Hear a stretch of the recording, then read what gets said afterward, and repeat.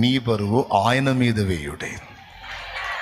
పేతురు రాసిన మొదటి పత్రిక 5వ అధ్యాయము 6-7 వచనాలు. ఆయన మిమ్మును గూర్చి చింతించుచున్నాడు గనుక మీ చింత యావత్తు ఆయన మీద వేయండి.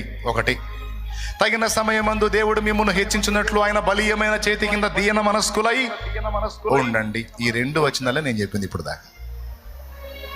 దేవునికి స్తోత్రం కలుగును గాక. ఎలుగెత్తి ఒకసారి గట్టిగా స్తోత్రం చెప్పండి. హల్లెలూయా. చెప్పండి, దేనితోనైనా ఎవరితోనైనా ఎక్కువ లింకులు ఏర్పాటు చేసుకుంటారా? మన లింక్ అంతా ఎవరితో ఉండాలి? మిగిలిన లింకులన్నీ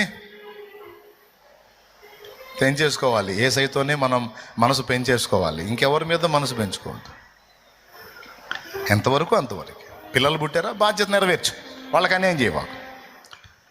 భార్యను కలిగి ఉన్నావా, బాధ్యత నెరవేర్చు, అన్యాయం చేయవాకు.